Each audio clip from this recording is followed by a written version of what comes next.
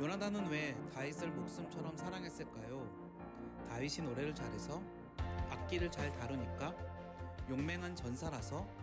용모가 준수해서? 아닙니다. 이보다 더 큰 이유가 있습니다. 요나단은 역사의 큰 흐름이 자기 아버지 사울에게서 다윗에게로 옮겨지는 기운을 느꼈습니다. 역사의 실세가 새롭게 떠오르는 것을 감지한 것입니다. 요나단은 역사의 실세편에 섬으로써 자기와 가문을 보존하고 하나님의 신정왕국 설립에 크게 공헌한 신실한 백성이 되었습니다. 당신은 인생의 막후 실세를 발견했나요? 그리고 그에게 줄을 대 두었나요? 이 일에 대하여 이 책의 저자는 다음과 같은 일화와 주장을 들려줍니다. 언젠가 외국어 대학교 교수님들과 함께 성경 공부를 한 적이 있다. 많은 숫자가 모이는 것은 아니나 매우 중요한 모임이라 생각하고 나름대로 열심히 참석했다.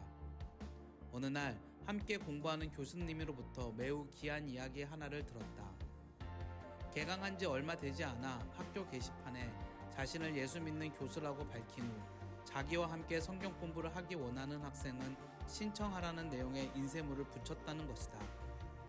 반신반의하며 붙였는데 20여 명의 학생이 신청을 하였고, 더 놀라운 일은 그중 9명이 전혀 교회 생활을 하지 않는 학생이었다는 것이다. 내가 만일 외국어 대학교 게시판에 그와 같은 광고를 붙였다면 과연 학생들이 신청했을까? 혹 나를 잘 아는 예수 잘 믿는 학생들이라면 모를까? 교회 생활을 전혀 하지 않는 학생들이 그 광고를 보고 나와 함께 성경 공부를 하겠다고 지원하지는 않았을 것이다. 여기서 우리는 매우 중요한 사실 하나를 발견하게 된다. 그것은 학원 선교를 하는 데는 목사보다 교수가 훨씬 더 유능하고 적격이라는 사실이다. 그래서 하나님은 예수 잘 믿는 사람을 무조건 다 목사로 만들지 않으시고 어떤 사람은 교수로, 어떤 사람은 정치가로, 또 어떤 사람은 사업가로 만드신 것이다. 하나님이 우리를 어떤 사람은 교수로, 어떤 사람은 의사로, 또 어떤 사람은 군인으로 부르신 것은 단순히 그와 같은 직업을 통하여 개인적인 야망을 달성하고 또 생계를 유지하라는 뜻에서가 아니다. 그 분야에서 주의 복음을 전하는 선교사가 되라고 그런 직업을 우리에게 주신 것이다. 그래서 마틴 루터와 같은 종교 개혁자들은 직업을 곧 소명으로 이해했던 것이다. 그런데 많은 그리스도인들이 바로 이와 같은 직장에서의 선교적 소명을 잊어버리고 살아가고 있다. 선교적인 소명을 잊어버린 정도가 아니라 아예 직장에서는 예수 믿는 척도 하지 않고 살아가는 사람도 얼마나 많은지 모른다. 일제강점기 때 우리 조선 사람들이 살아가는 데는 두 가지 방법이 있었다. 하나는 친일파로 살아가는 것이고 또 하나는 독립군으로 살아가는 것이다. 일제강점기 때 우리나라가 독립이 된다는 것은 참으로 불가능한 일처럼 보였을 것이다. 그리고 그런 희망 없는 일에 헌신한다는 것은 참 위험한 일이었다. 그래서 많은 조선 사람이 독립군이 되는 것을 포기하고 친일파가 되어 일본 사람 흉내를 내면서 살았다.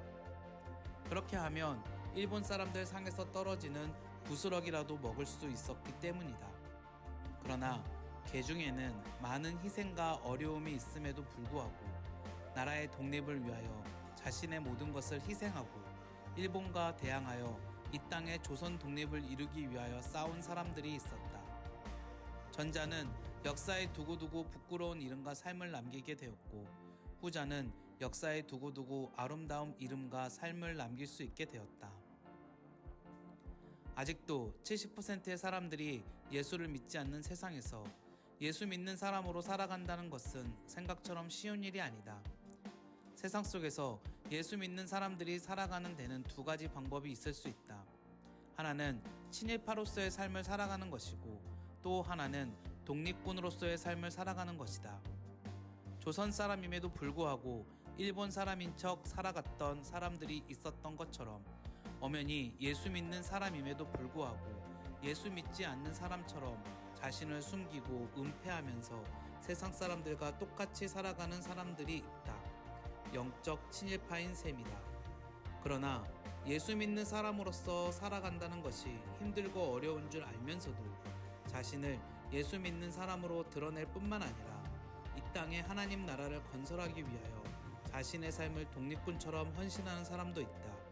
또한 직장을 선교의 장으로 알고 자신의 직분과 직위를 10분 발휘하여 전도하는 사람도 있다. 고시를 준비하던 대학생 하나가 기도하다가 성령 체험을 하게 되었다. 마음이 뜨거운 나머지 열심히 기도하다가 선교사가 되겠다고 하나님께 서원 기도를 해버리고 말았다. 서원 기도를 한 후 그는 즉시 고민에 빠지게 되었다. 그동안 열심히 준비해왔던 고시 공부를 그만두어야만 했기 때문이었다. 많은 고민을 하다가 어느 날 나를 찾아와 상담을 요청했다. 그의 질문은 서원 기도를 하고서 그것을 어기면 하나님께 벌을 받겠지요? 라는 것이었다. 나는 그 학생에게 그가 생각하는 선교의 개념이 좁다는 것을 이야기해 주었다. 아프리카나 인도네시아와 같은 나라만 선교지가 아니라 우리나라 법조계도 매우 중요한 선교지라는 이야기를 해 주었다. 그리고 우리나라의 법조계에 선교사로 가려면 고시에 패스해야만 한다는 이야기도 해 주었다. 그 말을 들은 학생은 마치 죽었던 사람이 살아난 것처럼 보였다. 그렇게 기뻐할 수가 없었다. 둘 중에 하나는 버려야만 하는 줄 알았던 것이 둘 중에 어느 것도 버리지 않아도 된다는 것을 알았으며 둘이 합하여 선교적 소명을 감당할 수 있다는 것을 알았기 때문이었다. 목사님, 고맙습니다. 저는 꼭 그런 선교사가 되겠습니다를 외치며 돌아가던 그 학생을 나는 지금도 잊을 수 없다.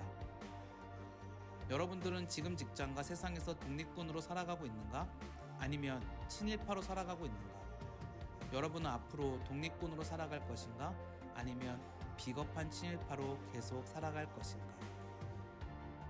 그렇습니다. 우리는 직장과 세상에서 하나님의 독립군으로 살아가기를 소망합니다.